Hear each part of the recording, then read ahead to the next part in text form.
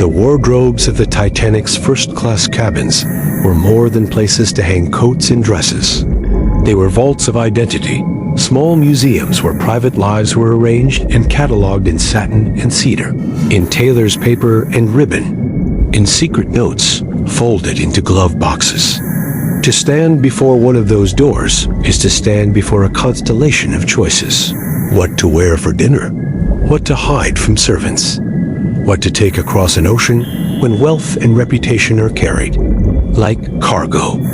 This is a story not merely of garments and jewelry, but of the cultural weight they bore, and of what those hidden things tell us about the people who boarded the Titanic on that spring night in 1912. In the first decade of the 20th century, an Atlantic crossing for the very wealthy was a ritualized performance. The ocean liner was a stage, and the wardrobes were the costume racks. For a family whose name appeared in the social columns of New York or London, the trunk that traveled aboard the liner might carry half a season's worth of identity. Morning dresses for promenading, afternoon tea gowns, dinner frocks trimmed in jet and lace, evening wraps of sable, walking coats embroidered with gold thread. Men brought frock coats and tailcoats, silk waistcoats, and an array of collars starched to razor edges. Hats were travel companions, ample. Picture hats for women, and bowlers or top hats for men, sometimes 2 or 3 hats for a single event. Each item had purpose and placement. A single article could broadcast lineage, taste, and expectation. Wardrobes in a Titanic first-class stateroom were usually built-in cabinets of varnished oak, fitted with cedar linings and brass rails.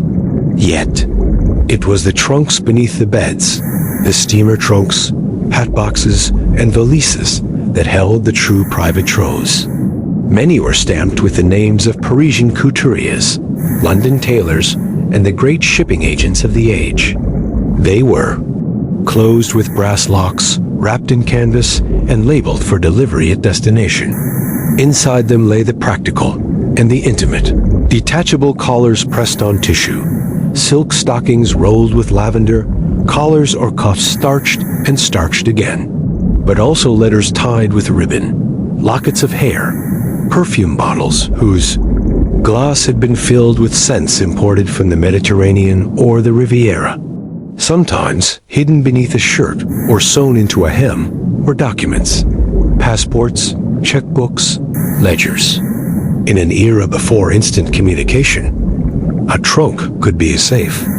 What then might a modern conservator or historian find if they could open one of those trunks intact? We imagine piecing together contemporary accounts, museum collections, and the surviving objects recovered from Titanic victims and other period wrecks, a portrait assembled from linen and memory.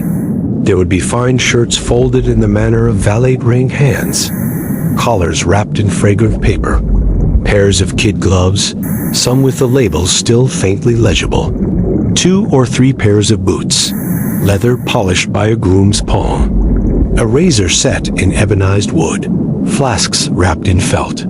For women, the layers multiply.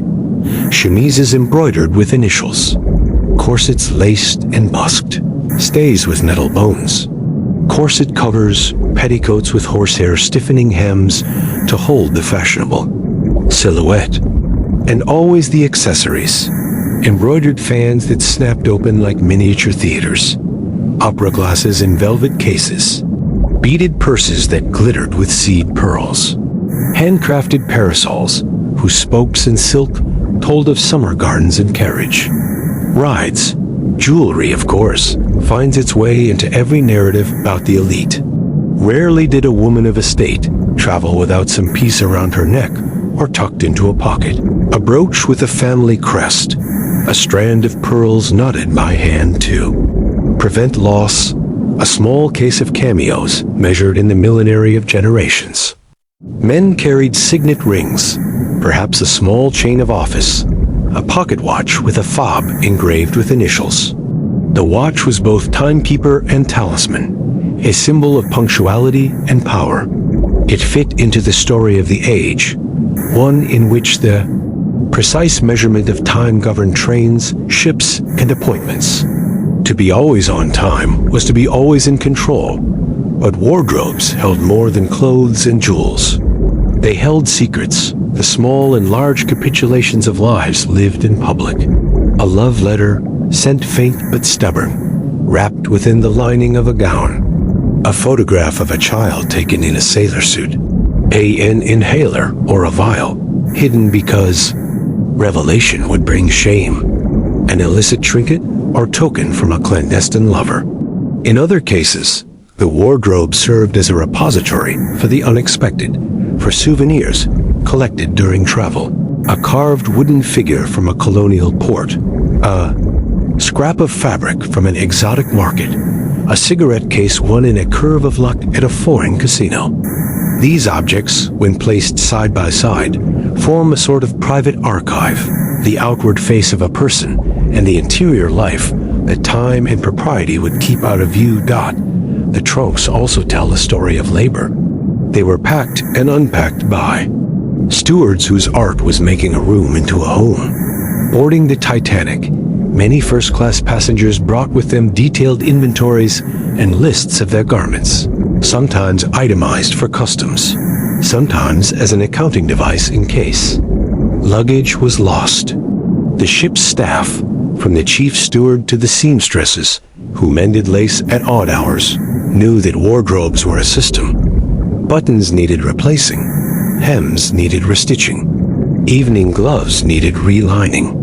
In the first-class dining saloon, waiters moved like a choreography around people whose appearance was a currency. Valets and servants who accompanied their masters to these ports had a different proximity to the wardrobe. They handled intimate items daily, aware of where every cufflink belonged and the exact cadence of a master's dressing ritual.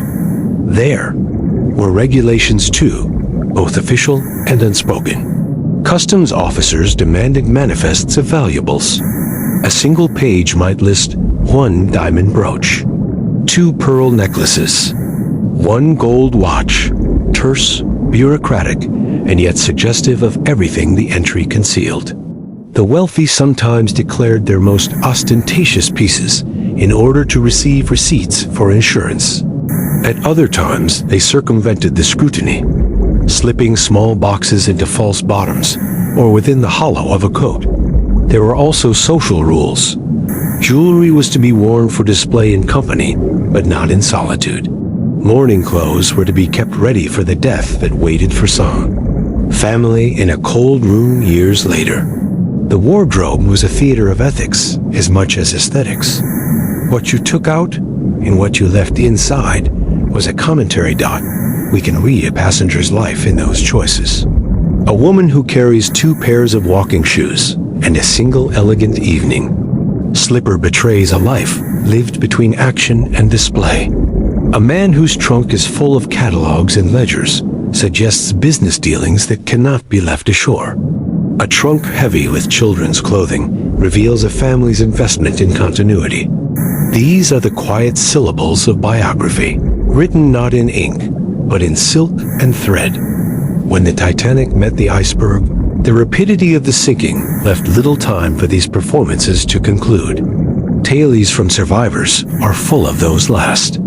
Frantic choices. Which cloak to take, which jewels to secure, which child to hold. And the wardrobes become crucial in that chaos. Some accounts tell of women wrapping themselves in furs. Others of men tearing off coats to help their companions. Of trunks left sealed on decks, their contents forever unknown. Survivors testified to seeing trunks slid into lifeboats by crew, desperate to save sentimental or valuable items. There were also stories of cabins opened later, of cupboards rifled by water, their cedar smell dissipated, but their shapes intact. Garments clinging to rails like the memory of a dance in the years since. The question of material salvage has become fraught with ethics. When the wreck of the Titanic was finally located in 1985, the deep-sea explorers who descended to the site found a field of artifacts strewn across the ocean floor. Dishes, shoes, a child's boot, a pocket watch. Stopped at a particular hour. Few intact wardrobes remained. The pressures and the long descent had dispersed what was once neatly packed. Yet among the recovered artifacts, those numinous fragments were clues. A button with service marks, a label from a couture house, a cameo brooch recovered from a fallen cabin. Each object invited speculation and empathy, an attempt to reunite an item with a life and name that beyond the wreck lies another archive. The paper trail. Passenger lists and luggage manifests in shipping company logs, hotel ledgers, letters between. Embassies and hotels, even advertisements for dressmakers of the day, all help reconstruct what the wardrobes contained. Couturiers printed catalogs that attested to the season's shapes and trims. Newspapers published society pages that documented arrivals and departures in exacting detail. A careful reading of those pages suggests, with a historian's restraint, how a woman might have accessorized her evening gown with a long string of jet and a velvet clutch, or how a man's trunk might hold a pair of opera pumps with a replaceable heel.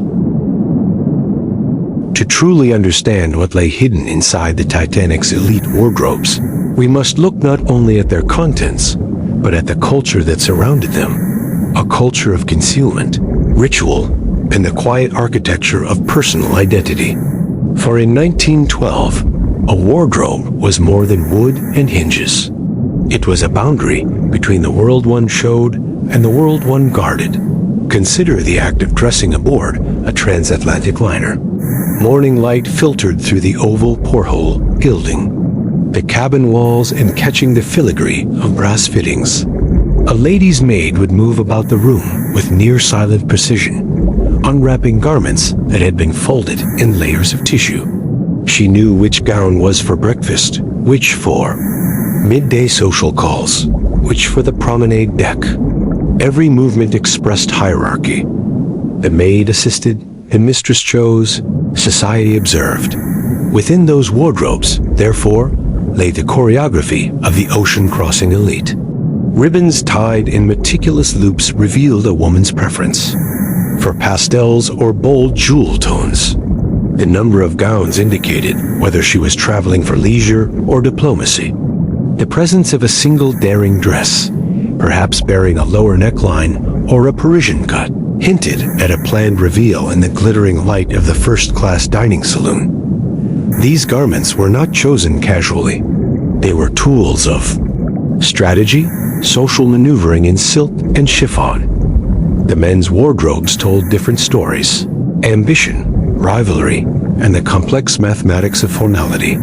A gentleman's trunk might contain 4 dinner jackets, one for the captain's table, one for the second evening, one for business acquaintances, and one reserved for a final impression at voyage's end. Each waistcoat, each pair of cufflinks, implied a layer of intention. Even the shoes conveyed messages: patent leather for formality, soft polished Oxfords for strolling the decks, spats for daytime prestige. In those drawers, the elites stored their reputations. Yet beneath the showmanship lay the fragile architecture of vulnerability. Letters from distant lovers, addressed not to a married name, but to a first name whispered only in private, might be tucked between folded petticoats. A gentleman might hide medical powders he dared not reveal to society, tonics for nerves, or heart, remedies for ailments too shameful to discuss at dinner. Some trunks contained diaries wrapped in twine, the handwriting hurried, entries unfinished. These were confessions never meant for public eyes. Historians studying the Titanic often marvel at the opulence of its first-class life. But the wardrobes reveal something more nuanced: the quiet, trembling truth that even the powerful carried insecurities. The wealthy, despite their glittering surroundings, were tethered to their frailties, their secrets traveling with them like shadows, boxed into compartments of cedar and brass dot. As the ship sailed deeper into the North Atlantic, frost began to form on the railings. Inside the cabins, stewards placed warming stones at the foot of beds. Wardrobes absorbed the cold and exhaled it slowly, preserving fabrics but altering scents. A silk dress draped overnight might stiffen slightly in the early hours, and perfume stored in glass flacons would thicken. These subtle transformations are noted in diaries written by surviving maids, glimpses of the mundane rituals behind the grandeur. Some wardrobes hid items forbidden by propriety, a sheaf of political documents smuggled by a man traveling under, a neutral identity, or a piece of revolutionary literature wrapped in plain cloth. Titanic's passenger list included diplomats, industrialists, financiers, and activists whose names may not appear in popular narratives, but who carried the tensions of a rapidly changing world. Their wardrobes, innocently closed, housed the artifacts of turbulent modernity. They were spiritual items as well. Rosaries, prayer books, tiny icons from Eastern Orthodox churches, and protective talismans from faraway lands. A liket engraved with Hebrew script, a palm-sized cross fashioned from olive wood. These small objects provided safety to passengers, for whom the sea symbolized both possibility and peril. Their presence in the wardrobes reveals a layer of the Titanic story, often overshadowed by grandeur. The depth of private devotion, carried by people who appeared completely secular on the polished decks above. When the iceberg struck, the wardrobes became silent witnesses. Some passengers opened them in panic, fumbling for coats and life jackets. Some searched for jewelry or documents. Others, in shock, opened the doors and stared blankly at the carefully packed garments. The rituals of routine suddenly rendered meaningless. A woman might seize her fur wrap, but leave behind the letter she had guarded for a decade. A man might reach for a watch passed down through generations, yet forget its chain still lying in the drawer. As water rushed through corridors, the trunks and wardrobes became anchors, their weight forcing them to remain upright even as the ship tilted. In some cabins, wardrobes swung open, releasing their contents into the rushing water. Dresses buoyed upward like pale ghosts. A man's shirt floated as if in slow motion, its collar blooming like a flower. Jewelry cases drifted into corners and wedged themselves between furniture. These images, described by early divers who witnessed remnants of such scenes a century later, offer glimpses of the quiet chaos that unfolded in the ship's final minutes. Over the years, as technology advanced, new expeditions returned to the wreck. Robotic arms brushed gently against wardrobes that had remained shut for over a century, their hinges fused by corrosion. Some doors opened, releasing clouds of rust and collapsed fabric. Others remained sealed, their contents forever unknown. Conservators reviewing camera footage noted familiar shapes: the outline of a hatbox, the ghostly silhouette of a folded coat, the collapsed remains of a petticoat reduced to mere threads.